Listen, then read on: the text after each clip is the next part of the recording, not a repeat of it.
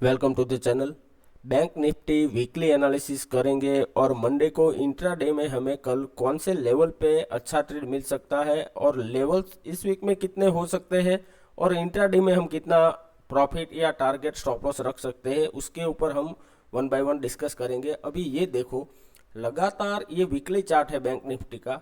लगातार 3 वीक से market consecutive down आ रहा है। तो अब क्या हो सकता है प्रोबेबिलिटी वो समझो। जब भी मार्केट इस तरह से सेलिंग आया है तो पिछला आप थोड़ा चार्ट चेक करोगे, आपको अपने आप आइडिया आ जाएगा। जैसे कि यहाँ देखो, लगातार 3 वीक मार्केट सेलिंग आया, उसके बाद क्या हुआ है, डोजी कैंडल हुआ। तो क्या हो सकता है इस वीक, ये प्रोबेबिलिटी हो सकती है कि मार्केट नीचे जाए फिर से बाउंस आ जाए। ये हो गया। अभी दूसरा एक प्रोबेबिलिटी देखो कि मार्केट जब भी नीचे आया है तो किस तरह से इसने बाउंस बैक किया है। कि पहली बार यहाँ से ब्रेकआउट किया, फिर एग्जैक्टली यहाँ सपोर्ट लिया, फिर चला गया, फिर से वही एरिया के अंदर आके फिर से मार्केट चला गया। तो जो सपोर्ट है उसको मार्केट रिस्पेक्ट देता ही है। तो यहाँ भी नीचे कहाँ सपोर्ट है, ये पूरा एरिया सपोर्ट है। तो मार्केट यहाँ तक आ सकता है, फिर यहाँ से बाउंस बैक हो सकता है।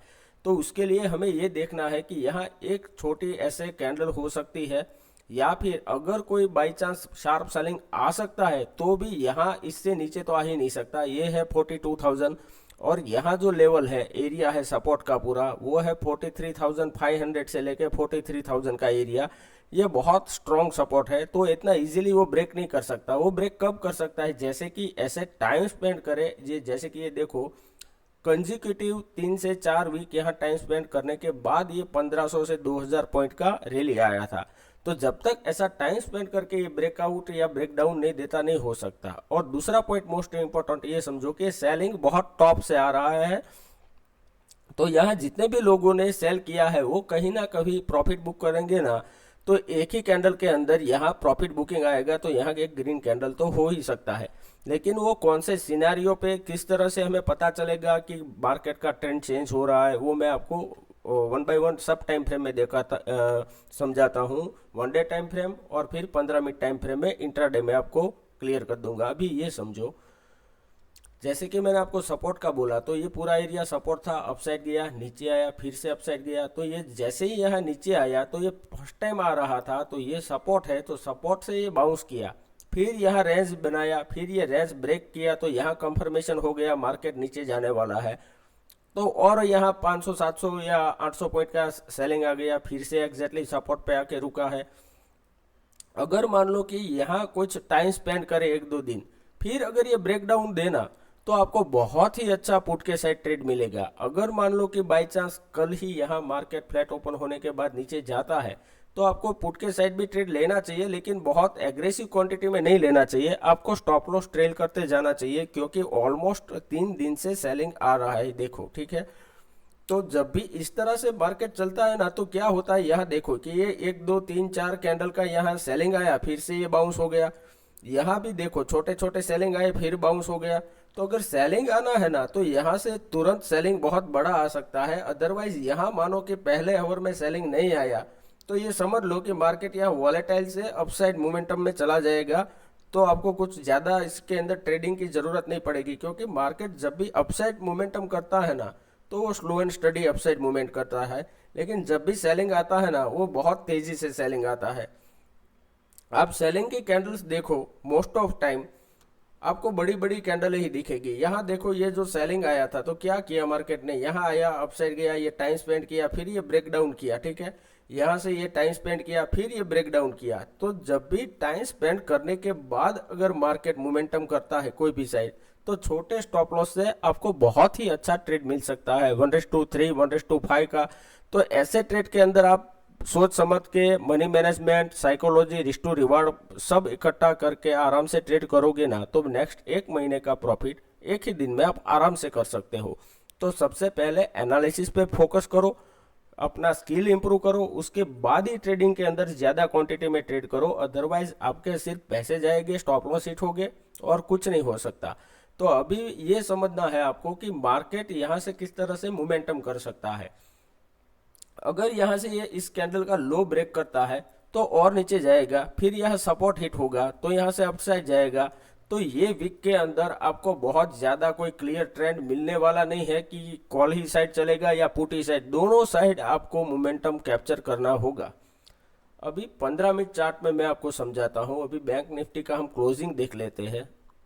44,199.10 यानी कि 44,200 का अभी क्लोजिंग आया है। तो ये क्लोजिंग 44,200 पे है एग्जैक्टली। तो यहाँ कैंडल्स थोड़ी सी बड़ी करके मैं आपको एक्सप्लेन करता हूँ। मान लो कि मार्केट फ्लैट ओपन हुआ कल, ठीक है, और यहाँ से ये अपसाइड जा रहा है, तो यहाँ ट्रेड नहीं करना चाहिए। जो भी सेफ ट्रेडर है उसको नहीं करना चाहिए। जो ज़्यादा क्वांटिटी में ट्रेड कर रहे हैं उसको यहाँ स्मॉल क्वांटिटी में कॉल के साइड बाय करना है। अगर 9:16 के आसपास ये फ्लैट ओपन होने के बाद अगर ये सस्टेन करता है अपसाइड, तो यहाँ एग्रेसिव लोग ट्रेड करें। सेफ ट्रेडर को कैसे ट्रेड करना है कि जब भी ये फ्लैट ओपन होने के बाद 44,300 अपसाइड क्रॉस करे, फिर ये थोड़ा नीचे आने के बाद अगर ये अपसाइड जाता है ना, तो इस लेवल के अंदर आपको सेफ ट्रेडर को कॉल के साइड एंट्री करना है और 1:2 का आपको टारगेट लेके चलना है और वो आपको आराम से मिल जाएगा।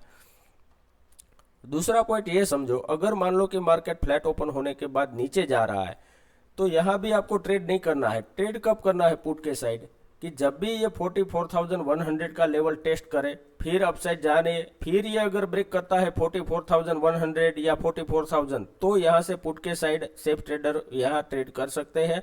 और उसके अंदर भी आपको 1:2 का टारगेट तो मिनिमम लेना ही है, ठीक है। क्वांटिटी साइज प्लीज इतनी ही रखो कि आप अपने एनालिसिस पे फोकस कर पाओ, ना कि प्रॉफिट लॉस आपको पीएनएल बार बार देखना पड़े। अगर पीएनएल देखते रहे कभी भी प्रॉफिट में नहीं आ पाओगे। अभी ये समझो मार्केट मान लो कि अगर गैप अप खुल रहा है, डायरेक्टली खुल रहा है 44,400, तो ये एग्जैक्टली रेसिस्टेंस एरिया है। तो अगर यहाँ मार्केट 1 मिनट सस्टेन नहीं किया और नीचे आ गया, तो यहाँ ट्रेड नहीं करना चाहिए, क्योंकि यहाँ नीचे सपोर्ट है, अपर साइड रेसिस्टेंस है, तो मार्केट इसी रेंज में फंस जाएगा। तो यहाँ छोटे स्टॉप लॉस से आपको कोई ट्रेड नहीं मिलेगा।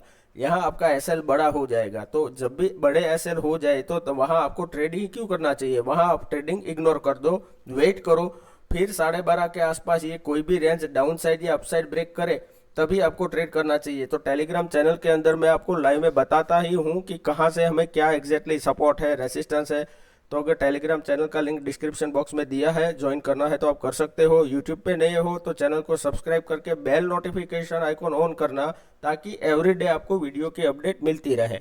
अभी ये समझो कि अगर यहाँ गैप अप खुलने के बाद 9:16 को डायरेक्ट ही अगर अपसाइड जा रहा है, तो यहाँ से आप कॉल बाय करना है, ठीक है, अदरवाइज नो ट्रेड यहाँ पे।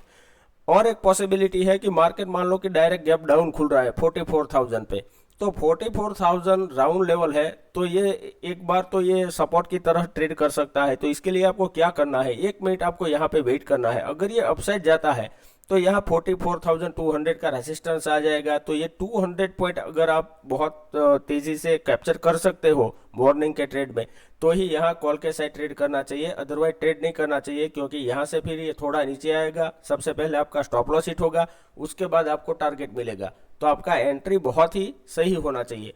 अगर ये गैप डाउन खुलने के बाद डायरेक्टली नीचे जा रहा है, तो यहाँ से आप डायरेक्ट पुट बाय कर सकते हैं, लेकिन स्ट्रिक्ट स्टॉप लॉस के साथ। उसका रीजन समझो, अभी थोड़ा सा पीछे चले जाओ कि मार्केट के अंदर लगातार 3-4 दिनों से जो सेलिंग आ रहा है, तो ये जो कंसेक्यूटिव सेलिंग है, तो ये सेलिंग का अगर मान लो कि प्रॉफिट बुकिंग भी आया ना, तो भी मार्केट 300-400 पॉइंट प्लस चला जाएगा। तो यहाँ आपके स्टॉप लॉस हिट होने के चांसेस ज़्यादा है। तो इसके अंदर आपको ऐसा नहीं होना चाहिए कि आप बड़े स्टॉप लॉस ले लो, या फिर आपको समझ ही ना आए कि मैं कहाँ एंट्री करूँ या एग्जिट करूँ।